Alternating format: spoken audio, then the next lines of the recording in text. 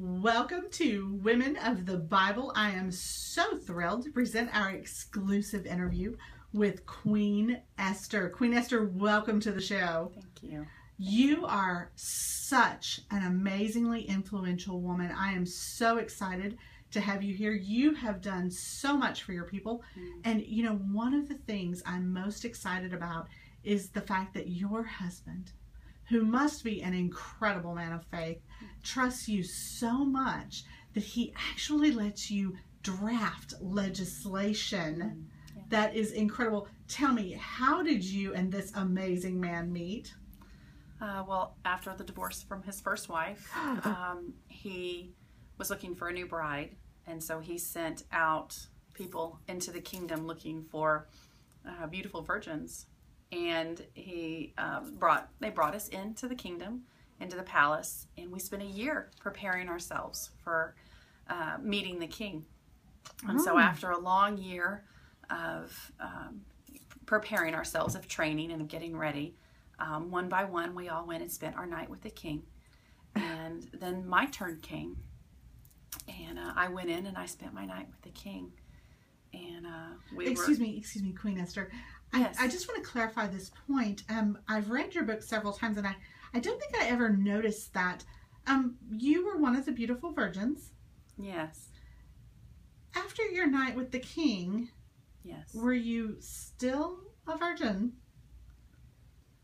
Well, that's a very personal question, but that is the process that the king went through to find his wife. You know, this is a family show, Queen Esther, so let's move on. Another thing that I was so excited about is I read your book, the Book of Esther. Everyone, be sure and check it out, the Book of Esther. You were, of course, very young. You were in your late teens when your cousin Mordecai let you know that perhaps you had been brought to the palace for such a time as this. Yes. And even though you were a little scared at first, you displayed amazing courage, and I'll just be honest, incredibly brilliant war strategy in how you persuaded the king to rescue your people.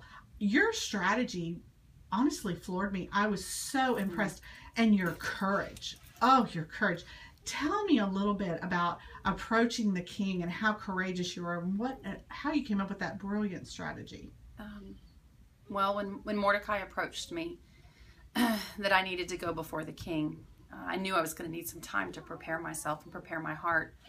And so I spent 3 days praying and fasting. Yes. And I asked the people around me to pray and to fast for me, for the king, for this situation, for our people. And so after 3 days, I knew that it was time. I knew it was time to go before the king. He had not called me to him. And so walking before him, even coming into his presence where he had not called for me, could have resulted in my death. Yes, the law of the Medes and Persians, he had the right to kill you. Yes, he did. So when I went in, I didn't know if I was going to come out alive or not. And I went before him, and he raised his scepter to me, and he saved me, and he rescued me. And so there I was right before my husband, right before the king, and I had that moment to be able to say to him what God was asking of me, but I knew that moment was not right in front of all those people. And so I asked him, and I asked Haman to come and join me the next night for a banquet. Brilliant. Thank you. So we get to the banquet that night, and there is Haman, my mortal enemy, sitting there staring at me all throughout the dinner. And the king finally turns to me and says, "What have you brought me here for? What have you asked us here for? What can I give to you? Even up to half of my kingdom I will give to you." And so there is Haman, and there's my husband, the man who had created the legislation that was going to kill my people. And I couldn't ask him. I couldn't do it. I was scared. And all I could think to say was, "Okay, come have dinner with me again tomorrow night." And so I spent the whole day praying and fasting and asking God to give me the strength, to give me the courage. And so that night when we got there, again, I was faced with Haman, that man, and the possibility of being killed by this law.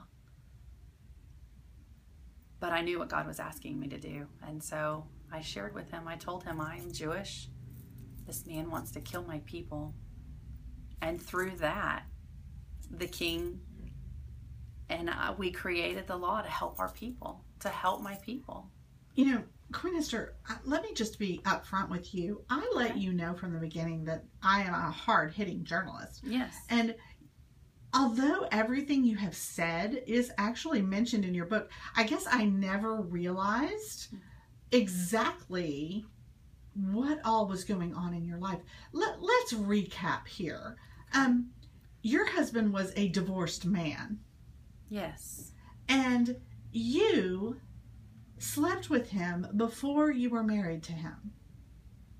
Yes. And when it was time to rescue your people, you chickened out the first time. Yes.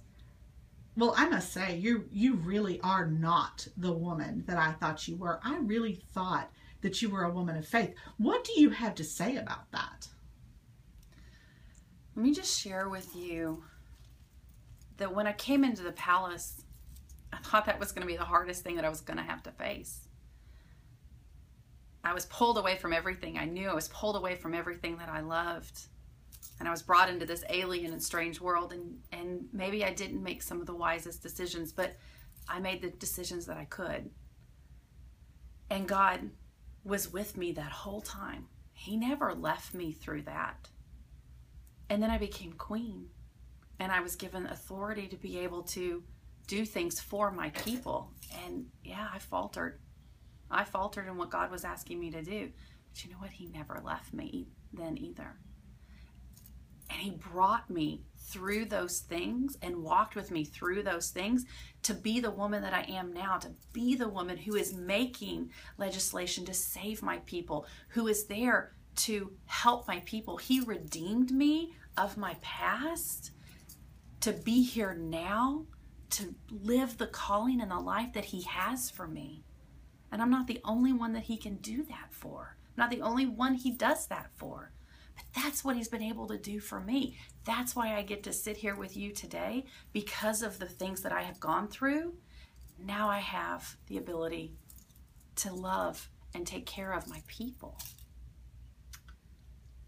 Well, you have certainly given our studio audience a lot to think about, Queen Esther.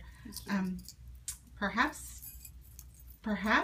being a woman of faith is something a little messier than I had imagined. But thank you so much for this exclusive interview. And ladies, thank you for joining us. We'll see you next time on Women of the Bible.